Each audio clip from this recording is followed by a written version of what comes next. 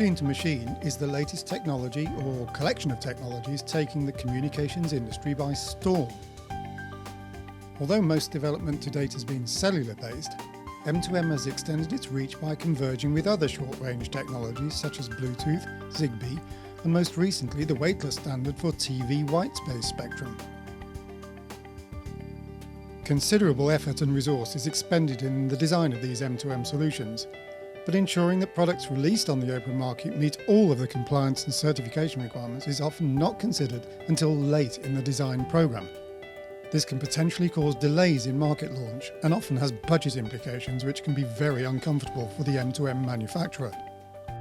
We're at the offices of UL Verification Services in Basingstoke, UK, to talk to Chris Guy, General Manager of UL Global Approvals for Europe and Latin America. Chris will help us to understand the challenges faced by M2M product manufacturers in getting their product to market, and will explain how what may seem a complicated and daunting process can be simplified with some expert help and pre-planning. Rightfully, M2M manufacturers are focused on getting their product designed and suitable and ready for market. That has a tendency sometimes for them to not be fully factoring the wireless regulatory and certification requirements that their product needs given the technologies they have employed in it. What that can lead to is some unwelcome surprises, possibly delays with that launch, possibly hitting budget ceilings or going above, possibly even redesign of that product if they are failing to meet those requirements. What UL encourages is engagement sooner in the process, ideally at the concept stage. With that in mind, UL has created the early engagement process.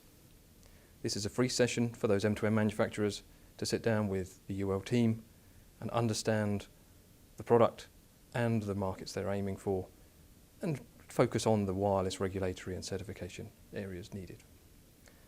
As an example, that will cover for Europe, CE marking, for North America, FCC, and Industry Canada needs. It will also allow us to talk and understand about the industry requirements. So if it's cellular technology employed in that device, then we'll be talking about PTCRB requirements and GCF. Other technologies will be covered as well, whether it be Bluetooth or Zigbee or weightless. This session allows us to focus with the customer on the preparation and the logistics needed to go through the program required to get to market. It also allows us to understand how we can offer a continuance of this service for the product lifetime. Finally, it also allows us to consider and factor in any requirements that are needed for a wider deployment to other countries or regions that may be easier to obtain earlier in that process. UL's M2M team have created a simple illustration highlighting the key stages from concept to market. These overlap with understanding where the wireless regulatory and certification requirements are important to understand and factor in. That helps mitigate risk, it provides some foresight, and it hopefully allows customers to make their product launch on time and in budget. Ultimately, it allows UL's customers to win in their marketplace. This illustration, which Chris Guy referred to, has been developed by UL's M2M team to assist M2M product manufacturers when assessing their compliance budgets and timescales. It's in the form of an example to demonstrate how different stages are applied.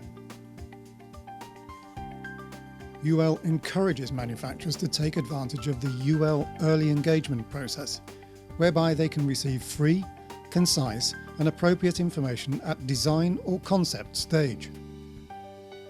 This is where the manufacturer considers its compliance plan and assembles information on all of the applicable tests for the regulatory and certification requirements. And just as important, this is where compliance budget requirements can be determined. Getting this wrong could have severe implications later on. The UL M2M team believes this to be a very important task, which must be considered early. Once the product is nearing completion, the next step is usually regulatory testing, meeting the legal requirements of the domain in which the manufacturer wishes to market its product. Typically, the most common requirements considered are CE for Europe and FCC and Industry Canada for North America. Other territories such as Australia, Japan and China may also be considered at this time. countries around the world have their own entry requirements, and this can be planned with help from the UL Global Market Access team. When an M2M device employs cellular technology, the manufacturer must then demonstrate that the device complies with additional certification requirements before it can be deployed on the cellular network. These certification requirements are defined by two organisations, the PTCRB and the GCF. The specific certification test requirements are one of the items that will be discussed in the UL early engagement process. There are other technologies that may require further certification, such as Wi-Fi, Bluetooth and Zigbee, and the specifics may vary from further radio performance testing to an interoperability assessment. Once all of the regulatory, certification and qualification requirements have been satisfied, the product is now ready for the open market. This is the win time for the UL customer. This process can sometimes seem daunting, especially to newcomers to wireless integration.